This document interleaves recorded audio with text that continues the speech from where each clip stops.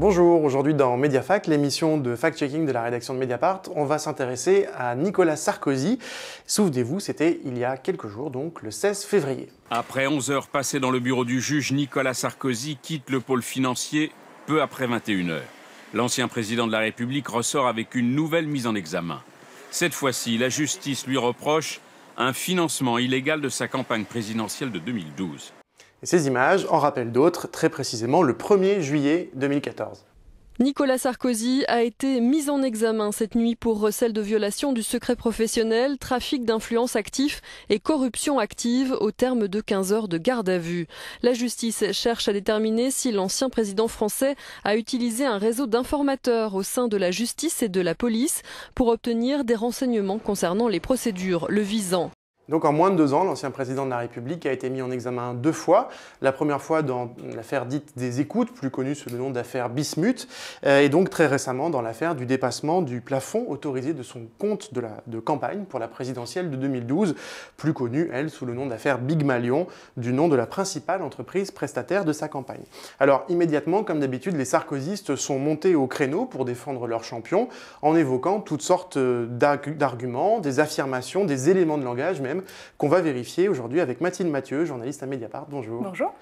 On commence avec l'argument le plus évoqué, Mathilde, par les partisans de Nicolas Sarkozy. En fait, ils nous disent, on aurait mal compris, Nicolas Sarkozy n'a pas été mis en examen dans l'affaire Big Malion. Et c'est notamment ce qu'a dit son avocat, maître Thierry Herzog. On l'écoute. Le juge d'instruction a considéré que l'infraction formelle de dépassement du compte électoral qu'il avait signé était donc constitué et il n'a été mis en examen que de ce chef. Aucun fait lié au dossier dit Big Malion n'est reproché au président Sarkozy. Alors Mathilde, pour comprendre, il faut peut-être reprendre cette histoire un peu depuis le début. Qu'est-il reproché exactement à Nicolas Sarkozy ? Le juge lui reproche d'avoir dépassé le plafond des dépenses autorisées pour une campagne présidentielle.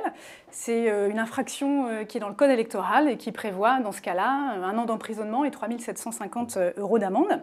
Alors Nicolas Sarkozy, en fait, il n'a pas seulement dépassé le plafond, il l'a carrément enfoncé. C'est ce que montre le graphique que vous voyez à l'écran.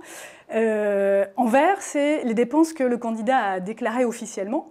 En rouge, c'est le plafond autorisé par la loi, donc à 22,5 millions. Il était juste en dessous, là. Donc il était pile, il tangentait le plafond. En jaune, c'est le montant corrigé par le Conseil constitutionnel, puisqu'en 2013, le Conseil avait déjà rejeté le compte de Sarkozy en disant qu'il dépassait le plafond. Et puis alors en bleu, c'est les dépenses une fois qu'on inclut les frais cachés de Big Malion, toutes les dépenses de meeting qui avaient été cachées au moment de la campagne. Et puis en mauve, c'est le montant une fois qu'on inclut d'autres dépenses dissimulées, de cars, de trains SNCF, etc. Donc, qui ont été découvertes récemment. Plus récemment, voilà, dans les derniers mois, et qui font qu'on arrive quasiment, voire plus, au double du plafond autorisé. Alors, on voit bien, c'est le bleu, que l'essentiel des dépenses cachées sont des frais, des factures de Big Malion. Donc dire que Sarkozy n'est pas mis en examen dans l'affaire Big Malion, c'est quand même un gros mensonge. C'est vrai aussi que le juge ne l'a pas mis en examen pour usage de faux ou escroquerie, ce qui signifie que l'instruction n'a pas démontré que Sarkozy aurait été informé de la fausse comptabilité de son compte de campagne. Mais le juge l'a quand même placé sous le statut de témoin assisté pour usage de faux, escroquerie, abus de confiance.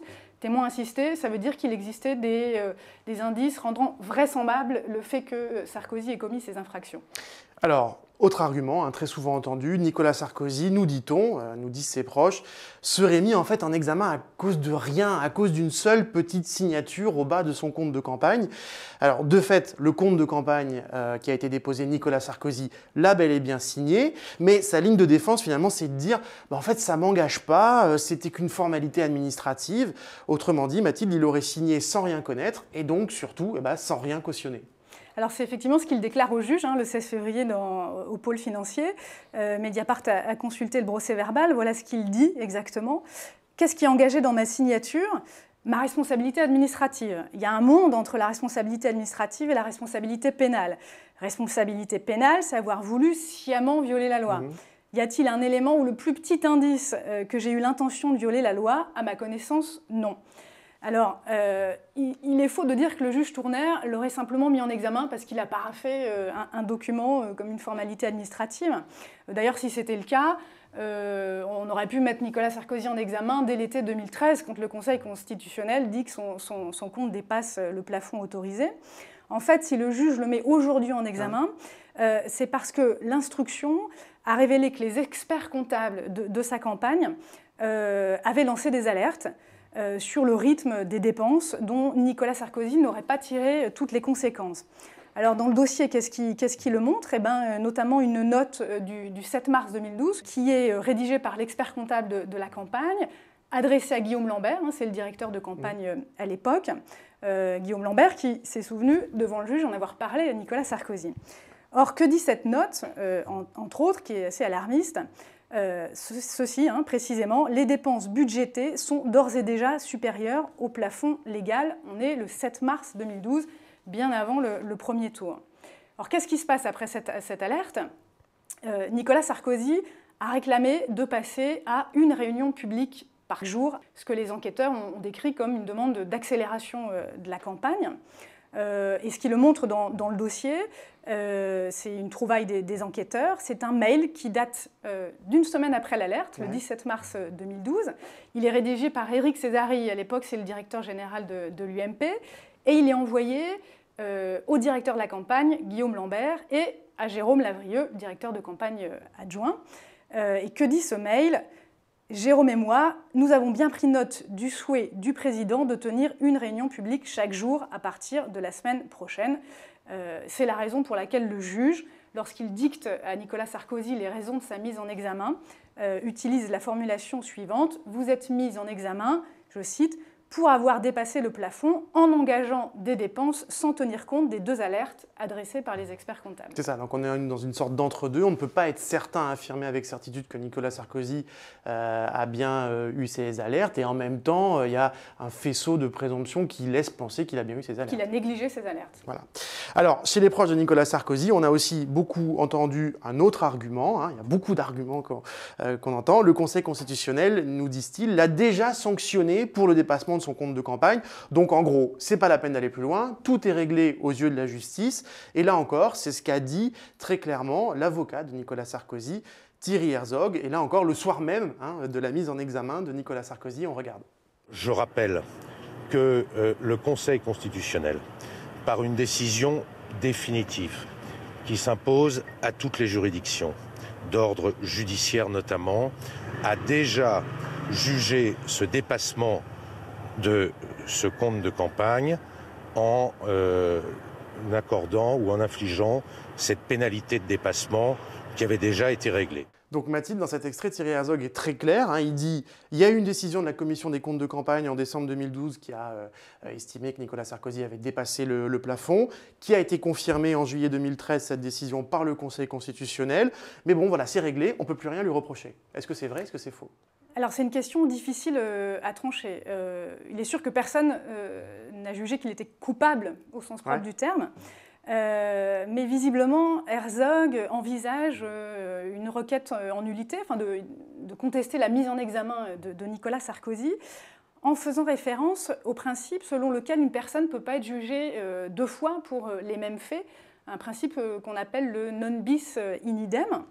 C'est du latin. Et c'est du latin, c'est du droit romain. Et alors effectivement, le Conseil constitutionnel a déjà jugé le compte de Sarkozy irrégulier pour un dépassement, et effectivement, le Conseil constitutionnel a déjà infligé une sanction financière à Nicolas Sarkozy. Alors la loi prévoit que le montant est égal au montant du dépassement. Ouais. Donc à l'époque, le Conseil constitutionnel, qui avait raté complètement les fausses factures Big Malion, avait dit c'est à peu près 400 000 €. Et donc Sarkozy a payé une amende d'à peu près 400 000 €, alors qu'il aurait dû payer des millions d'amendes. Beaucoup. Mais bon, il en a payé une. Et donc, 1 an et demi plus tard, est-ce que le même fait, le dépassement, peut donner lieu à une seconde sanction ? Certains juristes répondent oui, sans trop hésiter, parce qu'en fait, ce principe du non bis in idem veut qu'on ne puisse pas être jugé deux fois, mais par le même ordre juridictionnel. En clair, on ne peut pas être condamné deux fois par un tribunal correctionnel ou puni deux fois par le tribunal administratif. Mais là, le Conseil constitue a infliger une sanction de nature administrative à Nicolas Sarkozy. Et ce qu'envisage le juge Tournaire, visiblement, c'est de le renvoyer devant un tribunal, cette fois correctionnel, pour une sanction pénale. D'accord, donc c'est deux choses complètement différentes. Donc a priori, on pourrait tout à fait envisager qu'il soit poursuivi. On peut envisager, en tout cas, qu'il soit renvoyé devant le tribunal correctionnel, mais son avocat va contester. Et ce qui est rigolo, c'est qu'on pourrait finalement voir le Conseil constitutionnel trancher sur cette question là, alors même que c'est lui qui avait été escroqué en 2013. Le serpent qui se mord la queue, quoi. Bon, autre petite musique des sarkozystes. Alors là, c'est un peu plus sournois. Ils disent « Ouais, mais si on regarde bien, il y a quand même 3 juges d'instruction qui enquêtent depuis des mois sur ce dossier. Et en fait, le jour où Nicolas Sarkozy a été mis en examen, le 16 février, il n'y en avait qu'un, et c'était le juge Serge Tournaire. Et ça, c'est plus une information que les sarkozystes évitent de propager publiquement. Ils le disent plutôt en off, comme on dit, auprès des rédactions.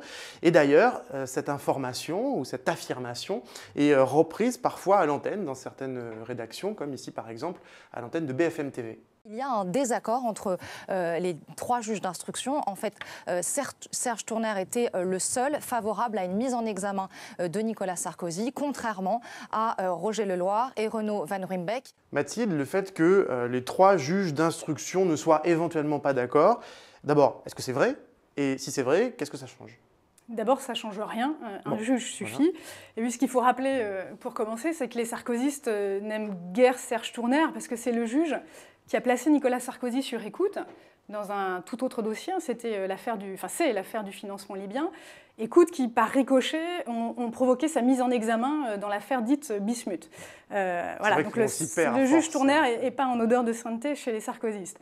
Il relève aussi, et c'est exact, que Jean-François Copé, quand il a été entendu, lui, au pôle financier une semaine avant Sarkozy, l'a été par 2 juges, à la fois Serge Tournaire et Roger Leloir. Nicolas Sarkozy en a eu qu'un. Bon, mais ce qui est sûr aussi, c'est que Serge Tournaire, c'est le juge qui a mené le plus d'interrogatoires dans ce dossier depuis le début. Et puis, c'est celui qui est le premier magistrat instructeur, c'est-à-dire le premier saisi. Et donc voilà, il a tranché. Donc moi, je n'ai pas les informations de BFM, je ne suis pas dans la tête de Renaud Van Ruymbeck. Ce que je constate, c'est que voilà, la procédure est indiscutable, il est mis en examen. Et puis donc, il y a ce dernier argument des sarkozystes qui est, selon eux, que cette affaire Big Malion, c'est d'abord, à les entendre, en gros, on va dire des combines du clan des copéistes, pour aller très vite. Pourquoi? Ils disent parce que Jean-François Copé, qui est alors secrétaire général de l'UMP, un proche de Nicolas Sarkozy, est très ami de longue date avec les patrons de Big Malion, qui s'appellent Bastien Milot et Guy Alves. Patrons de Big Malion, eux-mêmes très proches de Jérôme Lavrieux, le directeur adjoint de la campagne de Nicolas Sarkozy en 2012. Autrement dit, d'après les sarkozystes, les magouilles, on va dire, de la campagne autour de Big Malion, c'est un truc de copéistes, c'est tout, et des copéistes qui, d'ailleurs, lui auraient imposé le fameux Lavrieux comme directeur de campagne adjoint. Donc ça, d'abord, est-ce que c'est vrai? Est-ce qu'ils lui ont vraiment imposé Lavrieux comme directeur de campagne adjoint? En tout cas, c'est ce que Sarkozy a répété une nouvelle fois au juge le 16 février. Il a bien dit, c'est Jean-François Copé qui m'a proposé son plus proche collaborateur comme directeur adjoint de campagne. Ce que Jean-François Copé avait démenti par anticipation une semaine plus tôt devant le même juge en disant « je n'ai joué aucun rôle dans ce recrutement ». Alors, nous, on peut amener un petit élément supplémentaire. C'est une note qui a été retrouvée dans les archives de Patrick Buisson, le fameux conseiller sondage opinion du président à l'époque. Elle est signée Buisson, Giacometti, Goudard, les 3 plus proches conseillers de Nicolas Sarkozy.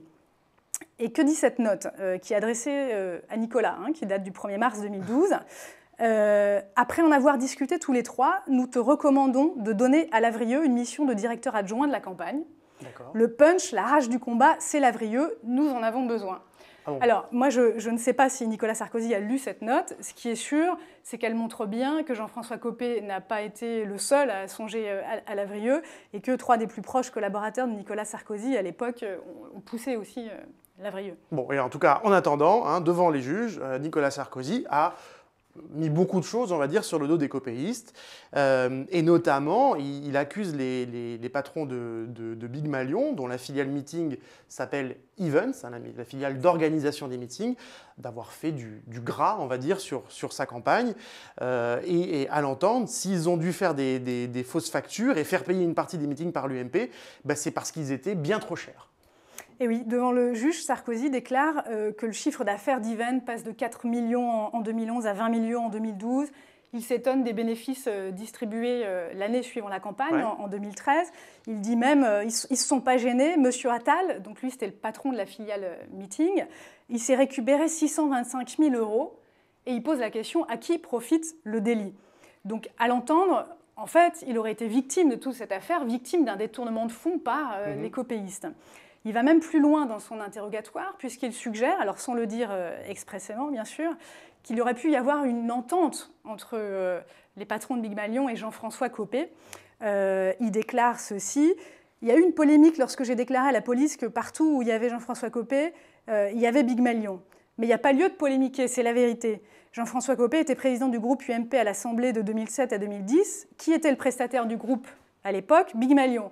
Est-ce que Big Malion travaillait à l'UMP avant l'arrivée de Jean-François Copé? Jamais. » Donc, c'est vrai que Jean-François Copé, dès qu'il a pu, il a fait tourner la petite entreprise de ses amis, notamment au groupe UMP à l'Assemblée. Mediapart l'a beaucoup raconté à l'époque. Tout ça est indiscutable. Oui, donc ce que dit Nicolas Sarkozy n'est pas complètement faux.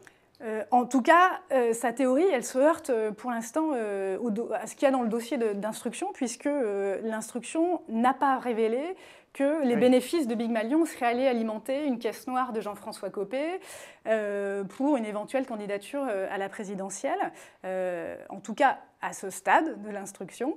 Et puis par ailleurs, même si Big Malion avait renoncé à sa marge, même sans cette marge, ces prestations auraient fait exploser le plafond de Nicolas Sarkozy.